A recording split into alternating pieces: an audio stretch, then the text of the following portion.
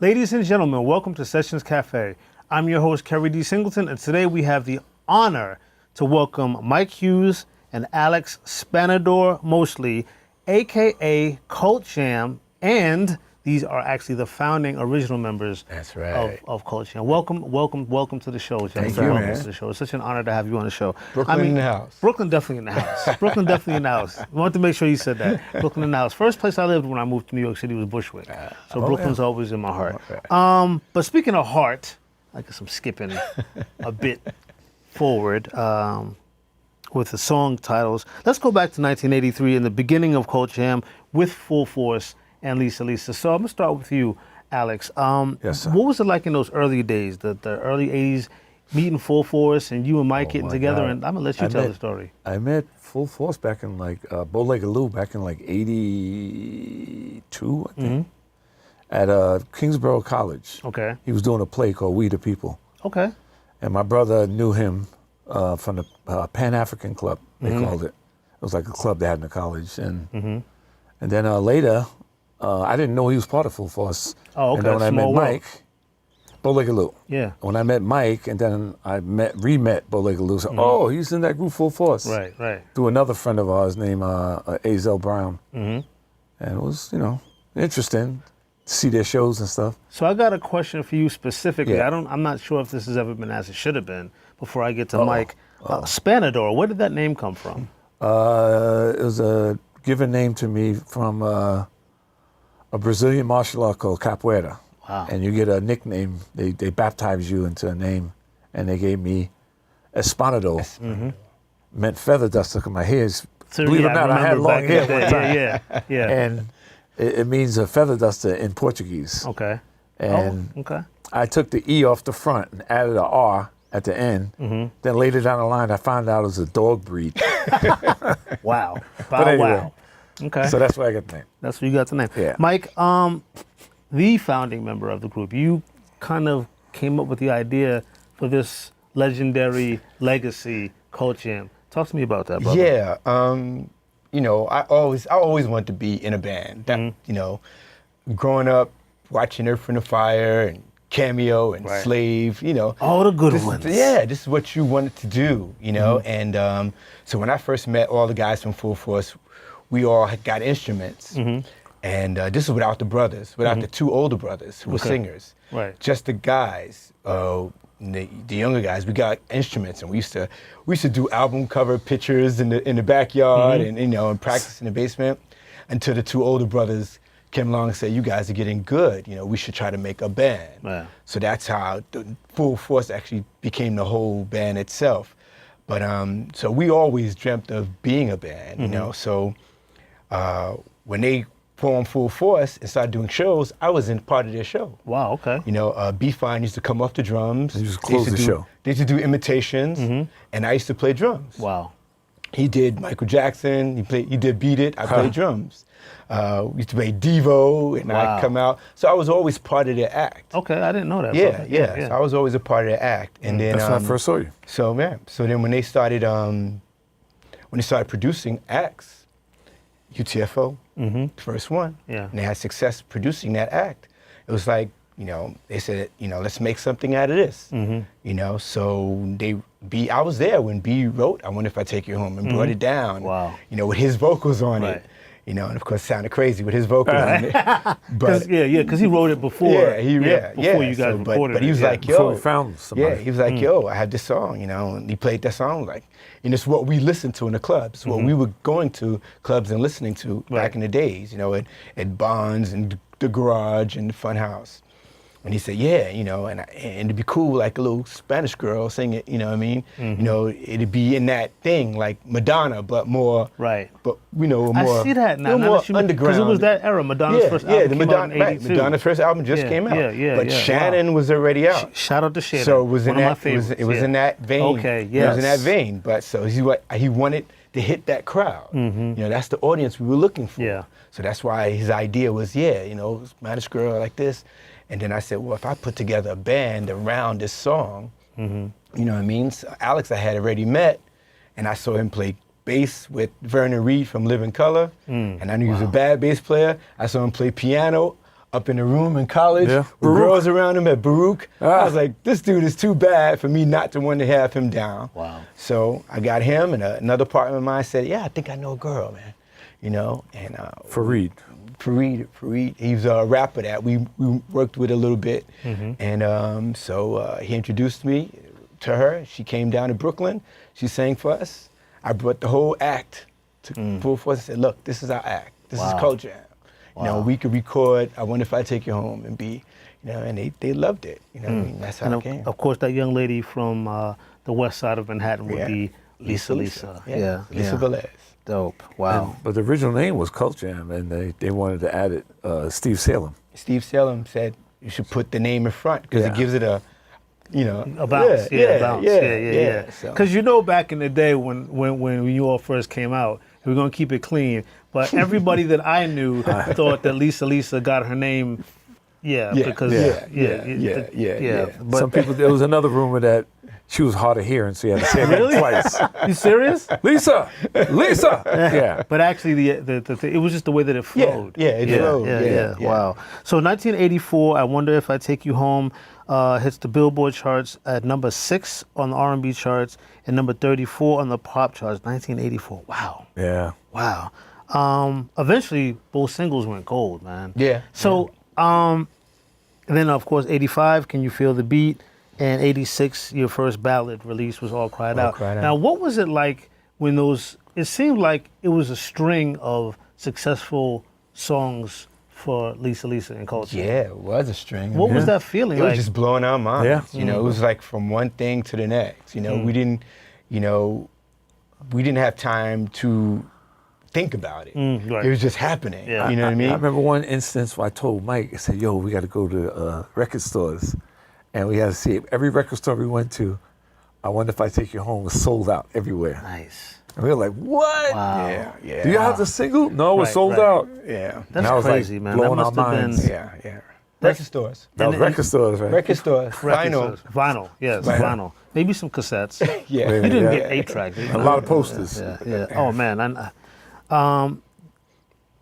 And your debut album, obviously including those 3 singles, August 2nd, 1985. So actually, you just had an anniversary recently. Yes. Recently. Wow. How did it feel for you two brothers to have been doing this for 40 years? 40 years. Because neither one of you look like you could have even been. It's unbelievable Yeah. that much time has gone by. Yeah. You know, just things like us playing with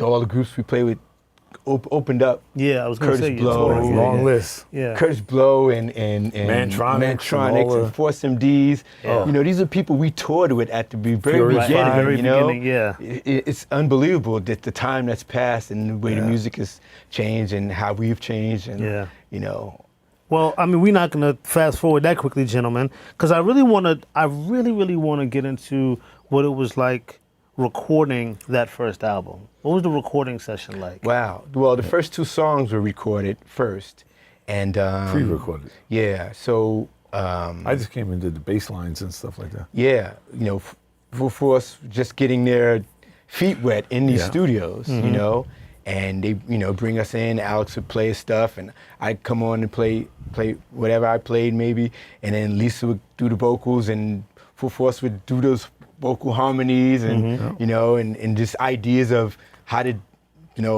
give us personality with Right. their tracks. And, Do you remember know, the studio? How to Lisa coach it? No, I don't remember. What Unique. studio. Unique. He has a brain. 47th Street. Yeah, and Unique, Brooklyn. wow. Unique Studios. Unique Studios. You can see Times Square almost there. Yeah, wow. yeah. And you all had 2 other singles, or 2 other songs, they weren't released from that debut album. Private Property, Private Property. that featured Oh, wow. Kango Kid. Kango. Rest Yeah. in peace. That Kango, brother. rest in peace, Kango. Yeah. We miss him, man. Yeah. And this is Cult Jam with Howie T. Yeah. Another. I rest worked in with Howie peace- T. Yeah, rest in another peace, rest in Howie. peace recently. Yeah. So what was you gonna say? I worked with Howie T for a few years. You know, we were like this, you know, working on different projects. When you look back on those records, man, Yeah. do you still listen to them? I haven't heard that stuff in a minute. Anything from the first album? I mean, when you're you must hear them on the radio, but I mean, when you're at home, you ever sometimes pop in a CD or pop in a or whatever? I do. I mean, Alex is like, I mean, we can really do a show in California. Yeah, so obviously when we practice for our shows and rehearse, we rehearse all the classics. But no, I do a freestyle playlist, and all our stuff is included in that time zone. Right. You know, from Mantronics and all those people in that time. Yeah. So a playlist from that time is, it's great. Yeah. Now, when I was in the 8th grade, I believe it was the summer. I feel like it was in the summer when I used to hang in these housing projects in Boston. I heard for the first time Head to Toe. And shortly thereafter, Head to Toe was followed up by Lost in Emotion. Now, of course, I already knew who Cult Jam was. I had the album, the vinyl. But Head to Toe and Lost in Emotion, for me, that was my Cult Jam moment. For me, personally. I remember the whole summer. Dorchester? Roxbury. Yeah, close. Yeah. We played up there. Yeah. 9 Lansdowne. It goes way back. Yeah. What was it like when your second album came out and #1 gold singles? Just because at that point you were already hot with the first album, but the second album kind of solidified your hotness, and you didn't get the sophomore jinx, which is when people say, "Well, can you follow it up with a?" Exactly. All went beyond. Yeah, what was that like, man? The two of you. What was great about it was the tours changed. Yeah. You know what I mean? The venues changed. Because we were always a touring band. That's what we always wanted to be, working, band that's out there, not record and then we sit around and wait to go in the studio again. No, we want, every song came out, we want to be out on the road. We want to be on the road, yeah. But, of course, at the beginning on the road, we were opening up for Kool and the Gang and New Edition and all that stuff, which was cool. Right. But it was their show. Right. All of a sudden the shows became our show. For us. The people opened up for us, and the venues changed, and just the reaction, the crowd reaction was incredible. Everything changed. We doing women, everything. Of course, the women changed, and I can only imagine. But what that was like. The popularity and everything, and just how we were treated in the places we played. And the money changed. And the money changed, yeah. And the money. Yeah. So we got one more minute before we go to break, but I want to ask you, in terms of Straight to the Sky, that was your third album, right? I want to, this question, Alex, is specifically for Mike, and maybe off camera I'll explain why. Okay. From the Straight to the Sky album, which came out in '89, Mike, what are your thoughts on the song Little Jackie Wants to Be a Star? There's a reason, off camera I'll tell you. Yeah, that was a song I really butted heads with. Because I felt it just wasn't us. Right. You know what I mean? It was a departure, and I understand business, record labels and things like that. Right. And I felt it was a departure and too much of a departure. You wasn't feeling it. Wasn't feeling it. You wasn't feeling it. All right, we're going to be right back with Cult Jam after this.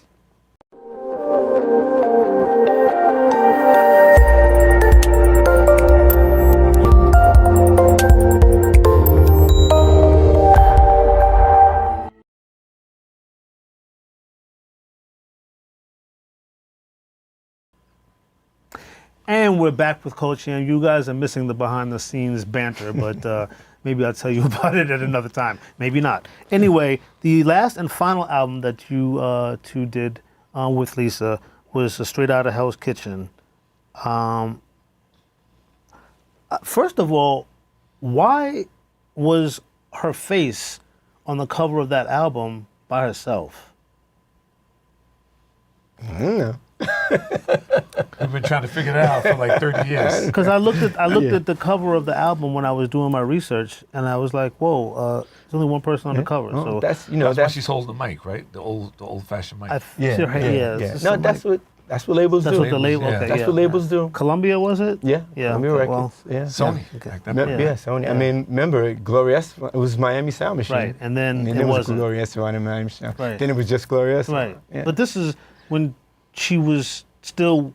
You all were still together, though. Yeah, That's yeah. okay. But that's how it happens. Wow. Well, Yeah, Colts exactly. The same thing. They Boy George. Right. Yeah, okay. Well, straight out of Hell's Kitchen yielded the single "Let the Beat Hit 'Em." But there was an interesting component of that album, which was half of it was produced by CNC Music Factory, and the other half by Full Force. And prior to that, Full Force produced everything. Right. So what was that all about? Like, I've heard that they had like a rivalry, my side versus your side on the album. That was mainly because of Little Jackie. Oh wow! I think that was the effect. Okay. That was the effect of just where that album went. Okay. The third album went, and then it was like Little Jackie produced by CNC Music Factory? No, that was Full Force. Full Force. Okay. So then it was like the label, like, okay, maybe we need to Bring in somebody that's hot. maybe to make a little change. Yeah. You know, and you know, and the brothers, if I know them, and I know them. Yeah. I know them. They were probably a little bit reluctant. Yeah, to say the least. Of course. To say the least. Yeah, to say the least. But you know, it was a new fused energy. So you know, I appreciated the energy. You know. And I like Let the Beat Hit 'Em. Yeah, okay. And some of the other cuts off the albums as well. So, Alex, I want to ask you this question. Sir. Did you all ever want to produce? I mean, because you all are super dope musicians, which is something we don't get today very often. You know, like, you all are real musicians. Did you ever produce on any records?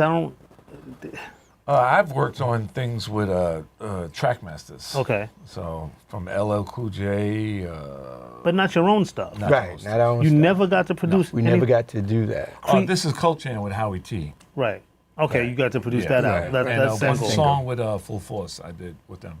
Now, from a creative perspective, wasn't that frustrating for you guys? It's a long story with Yeah, that. I know. We have to have you come. Because I actually did a lot, but I just didn't get, credit for it. So the music it got to a point where I stopped doing it. Yeah, I know that's right. With them, and I did it with other people. Yeah, the music industry. Isn't it wonderful? Yeah. If only it was about music. A pointed question, and then we're gonna move on to what you're doing now. So take a deep breath for this question. Uh-oh. What happened with Lisa and Cult Jam?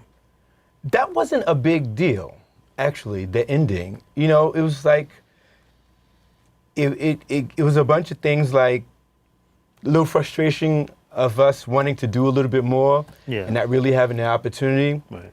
And then Lisa getting a little tired of being on the road. She wasn't the road warrior that we were. Yeah. Mm-hmm. We were road warriors, and she wasn't really that. Mm-hmm. So it's like we all decided together, let's take a break, get back together, make some changes, contract changes, things like that. Yeah.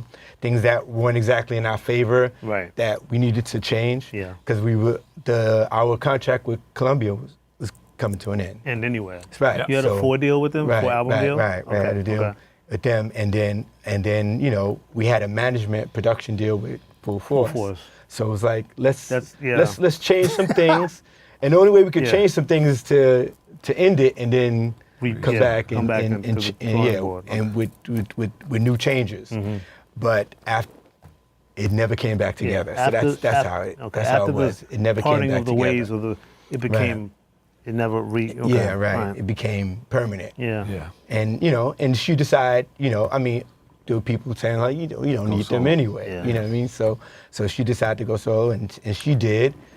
But over the years, realized that maybe the magic was that. Right. Yes. So then we've had many almost. Let's talk about it. Yeah. Almost. Let's talk about it. Almost. And they just never worked out. So. But what did work out is your new lead singer, Mystina Soul, who I'm gonna say this. Not only does she have an awesome voice, not only does she have excellent stage presence, but her writing skills and her personality. Yeah. I mean, she's just a total artist. Yeah. Total artist. Yeah. Love her. How did you connect with Mystina Soul? She fits us very well, and it was through Alex. A mutual friend that I've worked with introduced me to her. Well, she was we did a performance in Harlem, and it was some kind of African affair, and I met Mystina there, and I wanted to get her number, but I didn't get a chance, and my friend gave me a number, and then I said, she would be good. addition to Cult Jam. So after him telling me that, and then giving me her number, and then I spoke to her, and I went out to see her perform. That was the basis. You Right. know, I had to see this Yeah. girl. You know, Christina can perform. So he I didn't went to- believe me. So he had to Yeah, see so I had it. to go out and see her perform. So I went to see her perform, and that was it. You Yeah, know what I mean? no-brainer. Because that's me. Yeah. You know, I have the visual. Right, You know what I mean? I exactly, yeah. always did. You know, and I see the picture and Yeah. what it's going to be. You know, and I saw her, and I was like, she fits right in. I Right. see everything that we want to do, and I see her being able to be that. And even though she was much younger, I was Yeah. like, she can, you know, Yeah, she can fit right in. fit you know? And I'm gonna say when I first met you, Mike and Mestina on my former radio show, I'm a diehard Cult Jam fan, but I wondered, you know, she's got some serious shoes to fill because the legacy that you three, meaning the two of Sure. you and Lisa, Sure. is crazy. But you know what? Then I heard the songs "What Love Can Do." That was the first song that you guys sent me when I was doing the radio show. "Celebrate" was the next single, and "Come My Way." And I'm gonna say this. This is not even with the cards. Those three songs were just magical. The musicality, the vocals, something else. But then when I saw you perform at the bitter end, shout out to Emelyn, I was like, oh, we don't even need the old songs. I'm just kidding. Yeah. But what do you know? What about your new music? Like, how do you feel about your new music? Because it's new. With the first stuff, we really wanted to explore who we were as creators. Yes. You know, we had to do that, you know, and how she really fits in with us. So it was really such a learning period of us, you know, Learning each other. Yeah. You know, Testing the waters. yeah, What you direction know, we were going. and so, you know, in performing, even those performances, that's what we want to do. That's the end all, the be all. We want to Right. perform. Perform, You know what I right, mean? right. So just getting to know her and how she fits in and feeling her energy on stage and doing that music, our music, and even doing the classics. Right, you know what right. I mean? So it's all been a great experience, and it's even getting better. Yeah. The new single coming out soon. It's a new single called Yeah, new single, Burn. Burn. Okay. Yes. Yeah, and I know it's gonna burn. Club banger. Gonna burn. Club banger. Absolutely. And I mean, obviously, the radio show ended in 2023. You all came out to celebrate 10 years of my radio show. I was so honored to have you guys there. We don't have a lot more time, but what are your thoughts on, and I'll start with you, Alex, the difference in music now? Because you all are a band. You're right, see. And I know you want to give the I don't wanna be politically too honest. hey, this is an honest It's a show. lot different. I mean, Yeah, you can be honest, man. This is I just think yeah. a lot of the music now is stale. Yeah, It don't have yeah. no No feeling. Yeah, it's No just- heart. It's just not the same. Well, you know, It's like disposable music. Right, exactly. Exactly. Microwavable. Exactly. And I'm a lyricist. I love lyrics. Lyrics are very important to me. So that's got to kill you guys Yeah. to hear the. Rap music, But there R&B. is stuff out there. There is good R&B out there. Right. You just don't play it on the Don't radio. play it, right. You know what I mean? Right. But you can look at these artists and you can find, you know, Right. you can find good stuff. You know what I mean?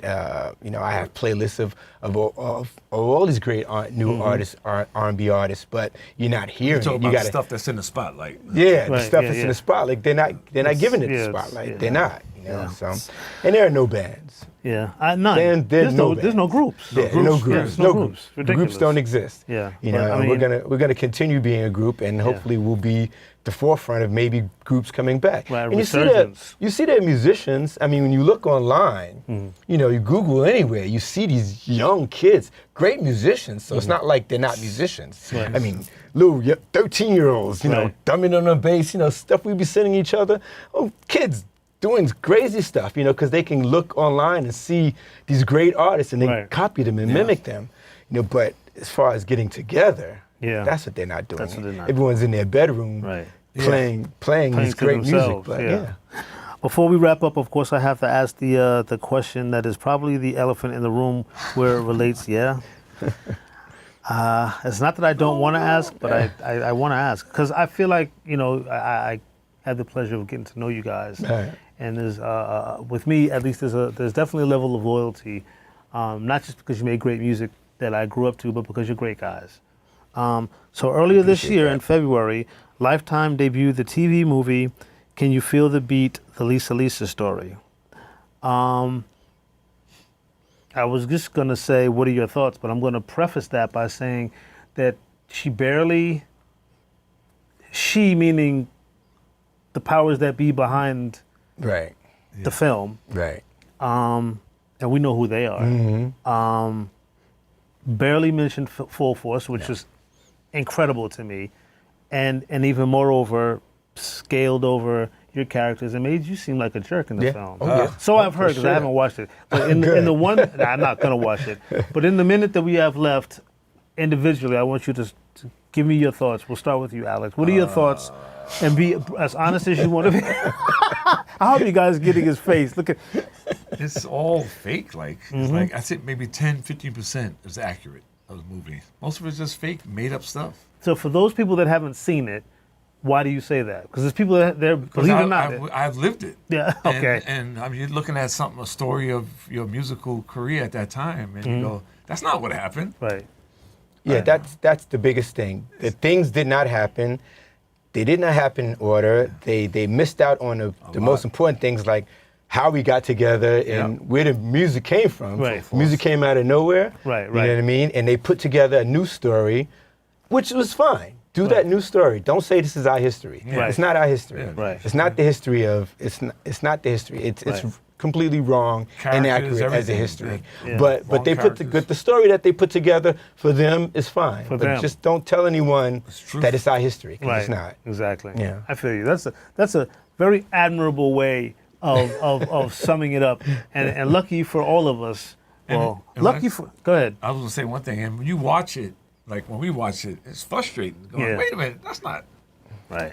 That's not what happened. Right. But Yeah. nothing Well, you can do. we all know what happened in terms Yeah. of the fact that you all made great music together, that you have a legacy that can never be taken away. And I, for one, am thankful that I know musically what the real story is, guys. Yeah, all right. So thank you so much Thank you. for being on the show, and we'll see you next time.